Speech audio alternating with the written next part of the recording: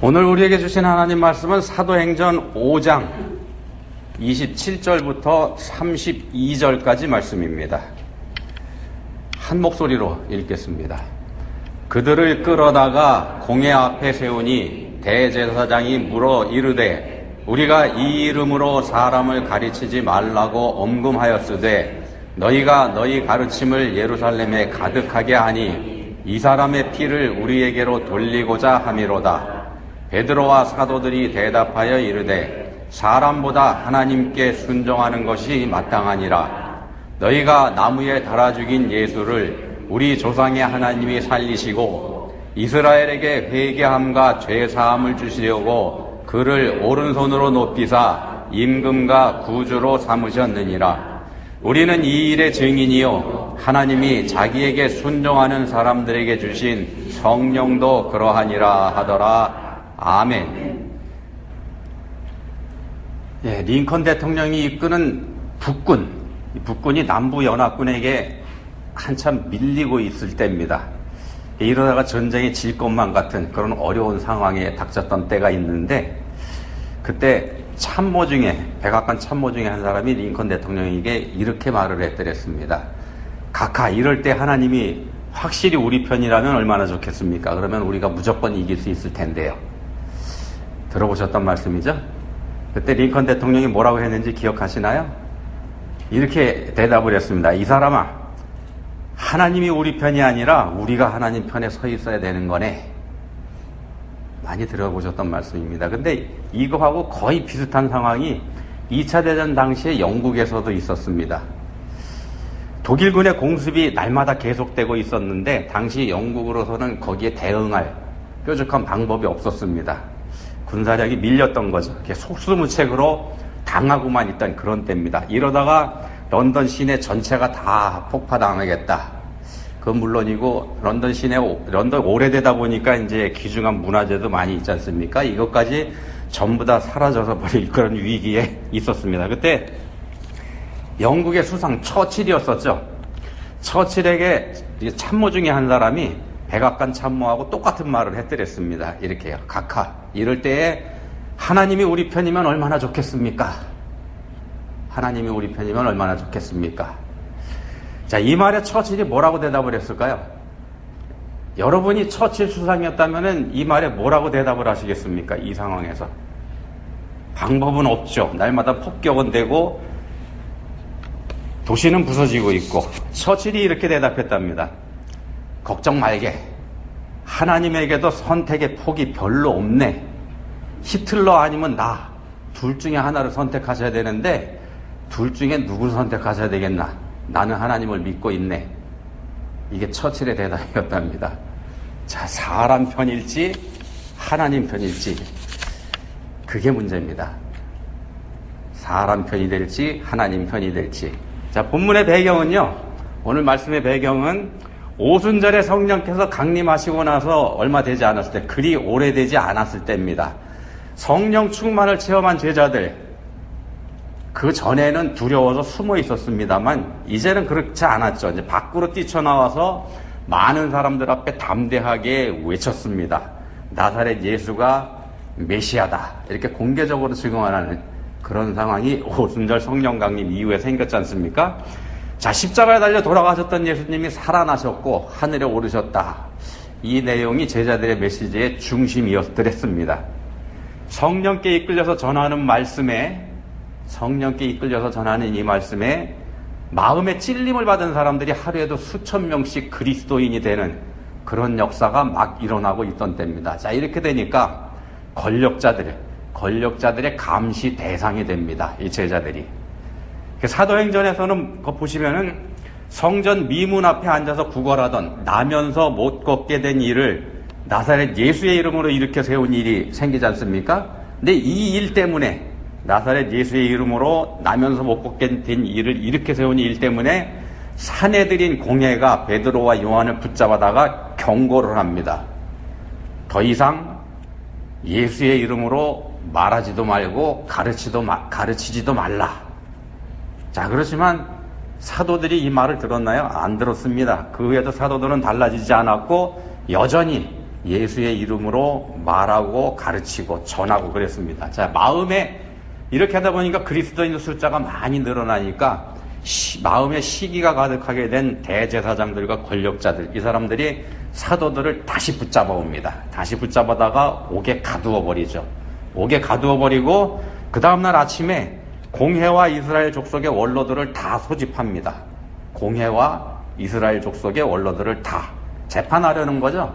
이게 사내들인 공회만 소집한 게 아니고 원로들까지 다 모았습니다. 다 모았습니다. 권력자들, 권력 가지고 있는 사람은 다 모은 겁니다. 요번에 확실히 끝장내겠다, 그런 심산입니다. 어떻게 됐나요? 어떻게 됐는지 기억하시나요? 다 모인 후에 옥에같이 이제 사도들을 데려오라고 사람들을 옥에 보냈습니다만 빈손으로 돌아오죠. 빈손으로 돌아와서 갔다 왔던 사람들이 이렇게 보고합니다. 23절 말씀인데 오늘 본문이 27절부터입니다만 조금 앞에 있는 23절에서 이렇게 보고를 합니다. 우리가 보니 옥은 든든하게 잠기고 지키는 사람들이 문에 서 있으되 문을 열고 본즉 그 안에는 한 사람도 없더이다. 바깥에는 꽁꽁 지키고 있는데 안은 텅텅 비어버린 겁니다. 간밤에 하나님의 사자가 다녀갔죠. 하나님의 사자가 사도들을 다 풀어줬습니다. 그리고 하나님의 사자가 사도들에게 명령했습니다. 가서 성전에 서서 이 생명의 말씀을 다 백성에게 말하라.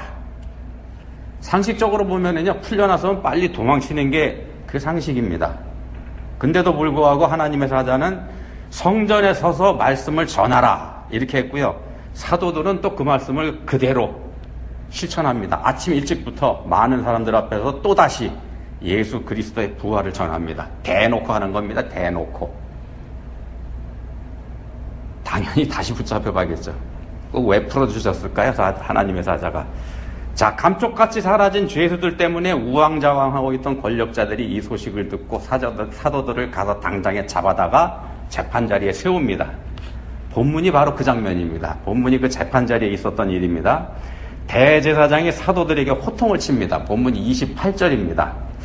우리가 이 이름으로 사람을 가르치지 말라고 엄금하였으되 너희가 너희 가르침을 예루살렘에 가득하게 하니 이 사람의 피를 우리에게로 돌리고자 함이로다.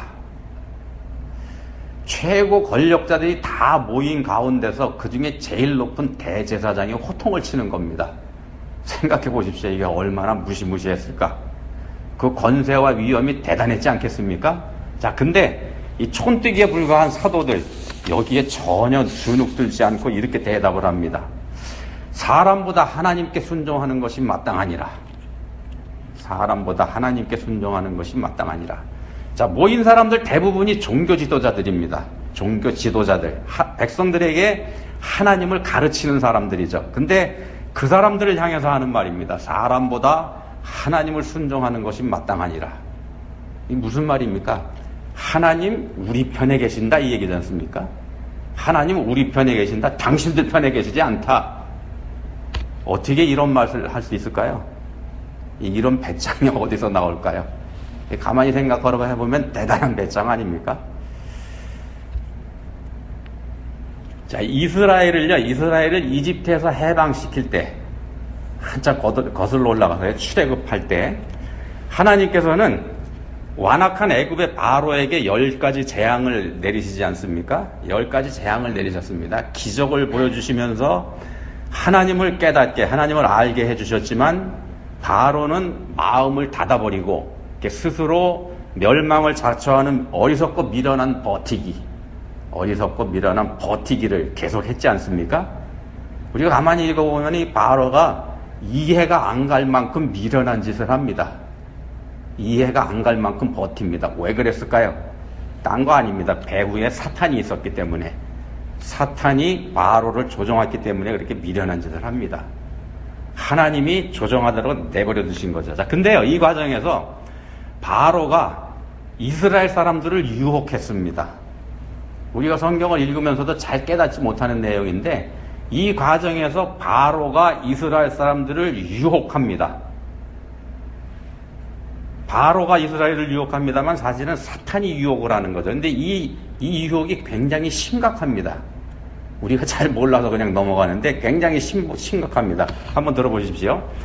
자, 네 번째 파리 재앙까지 당하고 난 뒤에 바로가 말을 합니다. 출애굽기 8장 28절에서 네 번째 재앙까지 당하고섭니다.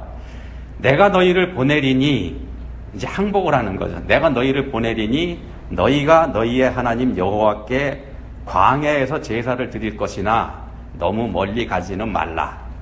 여기서 바로가 말합니다. 너무 멀리 가지는 말라.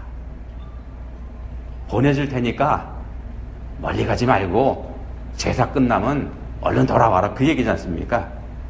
이거 무슨 뜻인가 하면은요, 적당히 믿어라. 그 얘기입니다. 적당히 믿어라. 교회도 가고 하나님도 믿어라. 좋다. 교회도 가고 하나님도 믿어라. 근데 너무 요란스럽게 믿지 말라. 그런 얘기입니다. 천국에 갈 정도만 믿으면 되지 그 이상 할 거 뭐 있냐. 힘들게. 그 얘기입니다. 자, 가끔씩은 한잔 해가면서 세상 사람들하고 잘 어울리면 그거 좋지 않냐. 또 가끔씩 주일 좀 걸른다고 해서 천국에 못 가는 거 아니지 않냐. 그런 얘기입니다. 너무 멀리 가지는 말라. 이게 그런 뜻입니다. 자, 이 유혹에 우리가 넘어가지 않을 수 있을까요? 이 유혹에 이스라엘 사람들이 안 넘어갈까요? 처음에는 버텨도 결국 넘어가게 돼 있습니다. 자, 이렇게 유혹하니까 하나님께서 어떻게 하셨냐면요, 참지 않으셨습니다. 가만 내버려두면 이스라엘 사람들이 분명히 넘어갈 거 하나님께서 아시기 때문에 다섯 번째 가축 돌림병으로 애굽의 가축을 치시고, 여섯 번째 악성종기로 애굽의 사람과 짐승을 치시고, 일곱 번째 우박재앙으로 짐승과 사람과 채소와 나무까지 쳐버리십니다.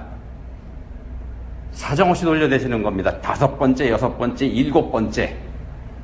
이 중간에는 뭐 쉬는 거 없습니다. 쭉 이어집니다. 이 정도가 되면은요, 애굽 사람들은 둘째치고 이스라엘 사람들도 정신이 번쩍 들 만한 그런 상황입니다. 자칫 그때 바로하고 타협을 했더라면 어쩔 뻔했나. 하나님께서 이거 원하시는 겁니다. 자, 사정없이 몰아치는 재앙에 혼쭐이 난 바로, 여기까지 당하고서요, 바로가 백성들 보내겠다 이렇게 다시 약속합니다. 재앙이 그치니까, 우박재앙이 그치고 나니까 슬그머니 없었던 일로 해버리지 않습니까? 슬그머니 없었던 일로 해버립니다. 이거 우리도 많이 쓰는 방법입니다. 슬그머니 없었던 일로 해버리는 거. 힘들고 어려울 때 우리가 하나님 열심히 찾죠. 열심히 찾다가 그거 지나가면 슬그머니 잊어버립니다. 그런 겁니다. 딱 그 상황입니다. 바로가 하는 짓이 딱 그겁니다. 열심히 기도하다가 해결되고 나면 우리 슬그머니 잊어버리고, 때가 돼서 없어졌나 보다 그렇게 생각을 하죠. 근데 하나님 어떻게 하셨나, 이 상황에서 참지 않으셨습니다. 여덟 번째 메뚜기 재앙을 예고하십니다. 네가 그렇게 하니까 이번엔 메뚜기 보내겠다. 일곱 번째가 우박재앙이었었는데요. 우박재앙 때에는 그래도 남아있는 게 있습니다. 푸릇푸릇한 것들이 좀 남아있기도 하고, 아직 싹이 덜 나온 것들은 우박으로다가 다치지 않았죠. 근데 요런 곡식, 채소, 푸른 것, 요거까지 메뚜기 보내서 다 먹어치우게 하겠다. 이렇게 하나님께서 경고를 하시니까 바로가 정신이 번쩍 듭니다. 여태까지 그렇게 해왔거든요. 실제로 7번이나. 이렇게 되니까 이 일도 틀림없이 있을 거고, 정신이 번쩍 든 바로가 모세와 아론을 불러서 이렇게 말합니다. 출애굽기 10장 8절에서 11절 사이 말씀인데, 요거는 표준서번역 성경을 한번 읽어보겠습니다. 가서 주 너희의 하나님께 예배하여라. 그런데 갈 사람은 누구누구냐? 바로가, 그러니까 사탄이요, 다시 도전하고 유혹을 합니다. 이런 말입니다. 이 표준 세번역 성경에서 이렇게 번역을 했습니다. 어디 다 데리고 가봐라. 너희와 너희 아이들을 함께 보내게 할 것 같으냐? 어림도 없다. 너희 장정들이 나가서 예배를 드려라. 너희가 처음부터 바란 거 그거 아니냐? 바로가 모세에게 한 말입니다. 내가 다 보낼 것 같으냐? 장정들만 가라. 갈 사람 누구냐? 이게 그 얘기입니다. 자, 보내줄 테니까 갈 사람 명단 제출하라, 이 얘기인데요. 바로가 하는 얘기는 제사가 목적이지 니네가, 그러니까 제사에 참여하지 못하는 여자들 갈 필요 없는 거잖아. 번거롭게 데려갈 필요도 없고, 애들도 마찬가지지. 애들은 아직 어리니까 기회가 많지. 이 다음에 큰 다음에 가면 되지. 이 유혹입니다. 요즘 우리 애들은요, 공부가 전부이지 않습니까? 공부가 답니다. 그리고 애들은 앞날이 창창합니다. 기회가 많습니다. 우리가 그렇게 생각합니다. 아이들은 기회가 많다고, 믿을 기회가 많다고. 그러니까 천천히 믿어도 문제 없다. 공부가 우선이니까. 이게 유혹이라는 겁니다. 자, 우리가 이런 유혹에 다 넘어가고 있다는 겁니다. 우리가 이런 유혹에 다 넘어가고 있습니다. 또 출애굽기를 잘 읽어보시면은요, 애당초에 모세가 바로에게 말했던 게 뭐냐면은요, 광야에서 절기를 지키는 거였습니다. 광야에 가서 절기를 지키는 거. 노예에서 해방시켜라, 이 얘기 안 했습니다, 바로가. 광야에 들어가서 절기를 지키겠습니다, 이렇게 얘기했습니다. 그러니까 모세도 사실은 적당히 타협하는 말을 했다는 겁니다. 바로에게. 처음부터 노예 해방시켜라 그러면 들을 리가 없으니까. 바로가 그 꼬투리 잡는 겁니다. 네가 원한 거 그거 아니냐. 그러니까 우리가 틈을 보이면은요, 사탄이 그거 붙잡고 늘어집니다. 자, 하나님께서 이 상황을 그냥 두고 보시지 않으십니다. 예고했던 대로 메뚜기 떼가 옵니다. 그리고 다 먹어치워버리죠. 자, 이렇게 되니까 바로도 할 수 없어서 잘못을 시인합니다. 잘못을 시인했습니다. 내가 잘못했다, 이렇게 얘기합니다. 내가 죄를 지었다. 근데 메뚜기가 물러가고 나니까 바로가 어떻게 했죠? 또다시 입 닦았습니다. 시침이 뚝 됐습니다. 이렇게 되니까 하나님께서는 9번째 흑암재앙, 10번째 처음 난 게 다 죽는 죽음재앙, 이거 연달아서 보내버리십니다. 예고 안 하고 보내버리십니다. 하나님께서는요, 바로를 이렇게 심판하시는 동시에 이스라엘에게도 적당히 믿는 죄, 이거 버려라, 이런 분명한 메시지를 주고 계시는 겁니다. 하나님께서는 그 메시지까지 주고 계시는 겁니다. 자, 근데요, 애굽 온 나라에 재앙이 임했었습니다만 매번 이스라엘 사람들이 살고 있는 고센 땅, 고센이라고 하는 지역만큼은 거기서 제외가 됐었죠. 애굽에 내린 10가지 재앙이 이스라엘 사람들한테는 하나도 닥친 게 없다는 겁니다. 이게 뭐냐 하면은요, 하나님의 은혜 체험은 장소가 결정했다는 말이 됩니다. 장소가 결정했다. 어디에 있는지가 심판을 받는지 여부를 결정했다는 겁니다. 만약에 애굽 사람 중에서요, 눈치를 채고서 고센 땅으로 피난 온 사람이 있었다면 그 사람은 심판에서 제외가 됩니다. 물론 반대의 경우도 있을 수 있죠. 이스라엘 사람이 고센을 떠나서 애굽으로 들어갔다면. 자, 실제로 출애굽기 12장 38절에 보시면은요, 이스라엘 사람들이 이제 출애굽할 때, 그때 수많은 잡족이라고 표현되는 사람들이, 이스라엘 민족도 말고 다른 이방 민족들이 이스라엘과 함께 이집트에서 탈출했다는 그런 말씀을 합니다. 출애굽기 12장 38절에서. 이런 사람들은 눈치채고 이스라엘하고 같은 땅에 있었던 사람들이죠. 자, 하나님은요, 이스라엘 사람들을 내 백성, 이렇게 부르셨습니다. 내 백성. 직접 하나님께서 다스리고 하나님께서 직접 돌보신다, 이런 뜻이지 않습니까? 이 내 백성은 영적 이스라엘, 그러니까 예수님을 구주로 믿는 그리스도인인 우리들을 가리키는 말이기도 합니다. 하나님께서는 구분하십니다. 내 백성하고 이 세상을요. 내 백성은 자신의 삶이 하나님의 섭리 안에 있다는 걸 믿고 하나님께 자신을 맡기는 사람이고요. 이 세상은 자기 힘으로 사는 사람입니다. 자기 힘으로 사는 사람. 이건 결국은 사탄 편에 선 사람입니다. 둘 중에 하나입니다. 중간은 없기 때문에. 중간은 없습니다. 근데 사탄은 중간이 있다고 거짓말을 합니다. 중간이 있으니까 중간에서 적당히 해라. 이게 사탄의 거짓말입니다. 적당히 걸쳐 살다가 마지막 순간에 하나님께 붙으면 천국 갈 거 아니냐. 이게 사탄의 유혹입니다. 하나님의 섭리를 인정하지 않을 때, 하나님께서 나를 붙잡고 계시고 인도하시고 항상 나와 함께 계신다는 이 하나님의 섭리하심을 인정하지 않을 때 이런 말들이 솔깃하게 들어옵니다. 적당히 해라, 이런 말들이요. 나중에 똑바로 하면 되지. 우리가 신앙생활 하다가 이런 말에 마음이 끌린다 그러면은 그 유혹된 겁니다. 유혹된 겁니다. 큰일 납니다. 큰일 납니다. 자, 본문 30절에서 사도들이 이렇게 말합니다. 30절입니다.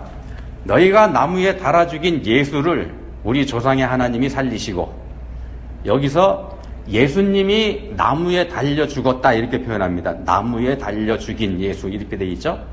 십자가라고 표현하지 않습니다. 둘 다 저주의 상징이고 둘 다 죽음을 뜻하는 겁니다만 이게 차이가 있습니다. 십자가, 이건 로마 제국의 사형대죠. 근데 나무에 달아 죽이는 것, 이건 유대 방법입니다. 율법에다 나오죠. 신명기 21장 22절 23절 이렇게 말씀합니다. 사람이 만일 죽을 죄를 범함으로 내가 그를 죽여 나무 위에 달거든 그 시체를 나무 위에 밤새도록 두지 말고 그날에 장사하여 내 하나님 여호와께서 내게 기업으로 주시는 땅을 더럽히지 말라. 나무에 달린 자는 하나님께 저주를 받았음이니라. 여기서 말씀합니다. 나무에 달린 자는 하나님께 저주를 받았음이니라. 예수님이 나무에 달려 죽으셨지 않습니까? 근데 이 율법을, 바로 이 율법의 말씀을 훤하게 꿰차고 있는 사람들 앞에서 제자들이 하는 말입니다. 예수님 나무에 달려 죽었다고. 가만히 생각해 보시면요, 이거 굉장히 위험한 발언입니다. 예수님이 하나님께 저주받았다는 말이 되니까 말입니다. 이게 딱히 틀린 말은 아닙니다만 이거 쉽게 이해할 수 있는 그런 말도 아닙니다. 우리도 그렇습니다. 우리도 쉽게 이해할 수 있는 말이 아니기 때문에 그 말씀은 그냥 넘어갑니다. 오늘은 어찌됐든지 간에 본문에서는요, 십자가 대신에 나무에 달아 죽인 이렇게 말합니다. 이거 정면으로 도전하고 있는 겁니다. 권력자들에게. 너희가 나무에 달아 죽인 예수라는 말은요, 만약에 너희가 그렇게 죽인 예수, 그분이 하나님께 범죄한 분이 아니라면 너희가 하나님 노릇한 거다, 이 얘기입니다. 너희가 하나님 노릇한 거다. 이 말에 앞서서 제자들이 분명하게 먼저 이렇게 말했습니다. 사람보다 하나님께 순종하는 것이 마땅하니라. 사람보다 하나님께 순종하는 것이 마땅하니라. 무슨 뜻인가 하면요, 우리는 하나님 말씀에 따르고 있다, 이 얘기지 않습니까? 우리는 하나님 말씀에 따르고 있다. 이쯤 되면은 제자들이 생명 내놓고 하는 말입니다. 이거는 나 잡아잡수 하는 거죠. 우리는 하나님 편이지만 너네는 하나님 대적하고 있다, 이 얘기하는 겁니다. 백성들에게 하나님을 가르치는 종교 지도자들에게 말입니다. 어디서 이런 자신감이 나올까요? 이거 자신감입니다. 교만이나 미련함이 아니고 맹신이나 광신 이런 것도 아니고요. 자신감입니다. 애굽의 바로 가만히 보시면은요, 자신이 없었습니다. 거듭되는 재앙 앞에서 사실은 두려웠더랬습니다, 이 사람이. 근데도 미련을 떨었죠. 앞에서 말씀드린 것처럼 사탄에게 붙잡혔기 때문입니다. 자, 사실은 두려워 떨었는데 두려워 떨면서 이 애굽의 바로가 어떻게 대응을 했습니까? 거짓말하면서 위기를 넘깁니다. 거짓말하면서.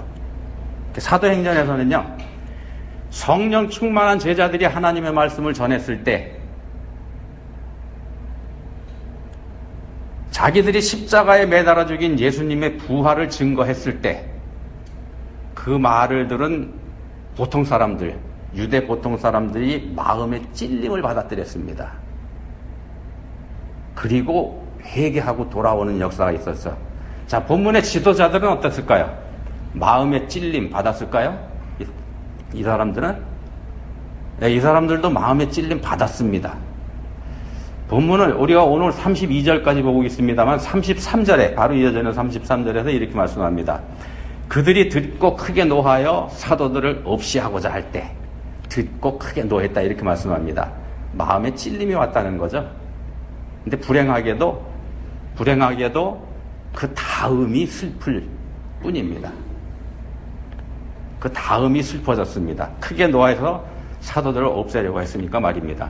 찔림을 받고 회개한 뭇 백성들하고 달랐다는 겁니다. 왜 이럴까? 왜 그럴까 이 사람들은? 다른 거 아닙니다. 하나님의 백성이 아니기 때문에. 하나님 대신에 자기 힘, 자기 능력 이걸 믿었기 때문에 그렇습니다. 왜 그걸 믿나? 다른 거 아닙니다. 사탄에게 유혹이 돼서. 둘 중 하나입니다. 하나님께 붙잡히든지 사탄에게 유혹당하든지. 자, 능력은 하나님의 말씀에서 나옵니다. 본문 29절에 사람보다 하나님께 순종하는 거, 이건 사람의 말보다 하나님 말씀에 따른다 이런 말이 됐습니까? 하나님 말씀에 우리는 따른다. 말씀이 능력입니다. 말씀 안에 거할 때 그 능력을 체험합니다. 하나님 말씀이 우리를 보호하고 우리를 인도합니다. 그럼 말씀이 우리를 인도할 때 우리가 어떻게 할까? 우리가 어떻게 하는 게 말씀에 따르는 걸까요? 말씀이 우리를 인도할 때. 간단합니다. 어려운 거 아닙니다. 간단한데 어떤 거냐면요. 말씀을 듣고 찔림을 받을 때 하나님 편에 서면 되는 겁니다. 말씀이 찔림을 주는 대로 따라가면 되는 겁니다. 근데 못 들은 채 하면서 그냥 어정쩡하게 사는 거 아니고요. 그건 말씀 거절하는 겁니다. 그렇게 살았다간 큰일 납니다. 기도하시겠습니다. 하나님 아버지, 저희는 어떻게 살고 있습니까? 저희에게 말씀 주실 때 저희가 어떻게 합니까? 그냥 잠깐 찔림만 느끼고 짐짓 저희 자신을 속이고 있지는 않습니까? 삶의 자리를 하나님 편, 말씀이 이끄시는 쪽으로 옮기는 일, 저희가 주저하고 있지는 않습니까? 저희에게 은혜 주시기 원합니다. 말씀에 순종할 수 있는 용기 주시기 원합니다. 예수님 이름으로 기도합니다. 아멘.